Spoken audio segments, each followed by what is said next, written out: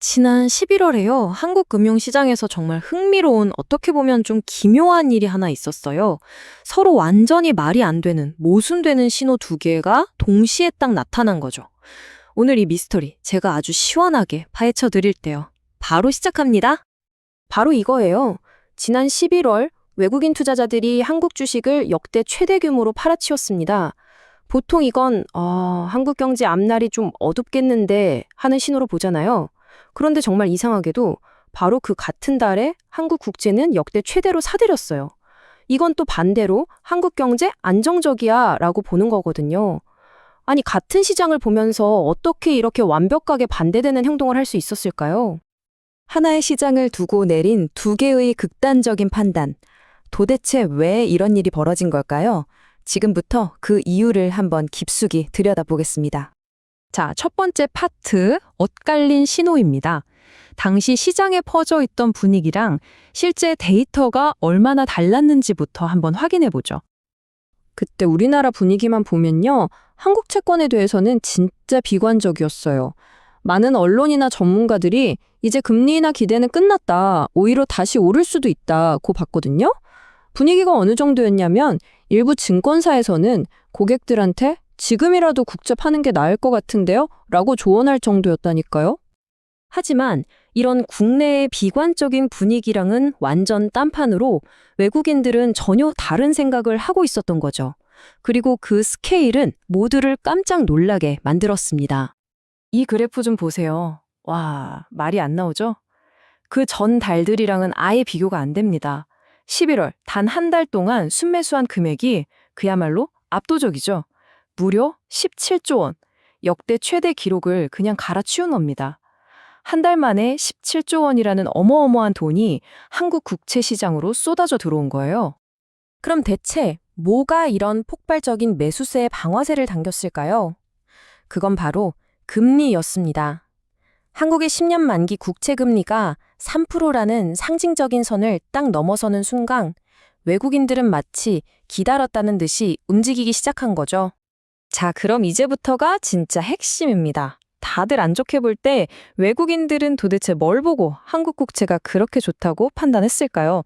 그들의 시선에 포착된 세 가지 핵심 이유를 지금부터 정리해 보겠습니다. 첫째는요, 금리 자체가 아주 매력적인 수준까지 올라왔다는 판단.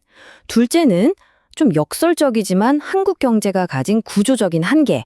그리고 마지막 셋째는 세계 국채 지수. 바로 WGBI 편입에 대한 아주 강력한 기대감입니다. 하나씩 자세히 뜯어볼게요. 첫 번째 이유, 매력적인 금리 수준. 이게 무슨 말이냐면 채권 가격이랑 금리는 시소 같은 거거든요. 한쪽이 올라가면 다른 쪽은 내려가요. 금리가 높다는 건 반대로 말하면 채권 가격이 그만큼 싸다는 뜻이죠. 외국인들은 한국 국채 금리가 너무 많이 올랐다고 보고 와, 지금이 바로 우량 채권을 싸게 살 수 있는 대박 기회다. 이렇게 판단한 겁니다. 자, 이제 두 번째 이유인데요. 이게 진짜 재밌는 부분이에요. 외국인들은요, 오히려 한국 경제의 장기적인 약점 때문에 지금이 채권을 사기에 완벽한 타이밍이라고 봤다는 거예요. 아니, 이게 무슨 말일까요? 바로 이런 요인들 때문입니다. 한국은 아시다시피 가계부채가 엄청나게 높고 일할 사람은 점점 줄어들고 있고 경제의 성장 잠재력도 계속 떨어지고 있잖아요. 바로 이런 문제들 때문에 외국인들은 한국은행이 기준금리를 여기서 더 올리는 건 거의 불가능하다고 본 거예요. 즉, 금리는 이제 꼭대기에 다다랐다. 지금 사두면 앞으로 금리가 내려가면서 채권 가격이 오를 일만 남았다고 본 거죠. 마지막 세 번째 이유. 바로 WGBI 편입 기대감입니다. WGBI 이게 뭐냐면 세계 국채 지수라는 건데요. 여기에 딱 편입이 되면 한국 국채가 믿고 살 수 있는 글로벌 우량 자산으로 공인받는 거나 마찬가지예요. 그렇게 되면 이 지수를 따라서 투자하는 수천조 원 규모의 글로벌 펀드 자금이 좋든 싫든 기계적으로 한국 채권을 사야만 하거든요.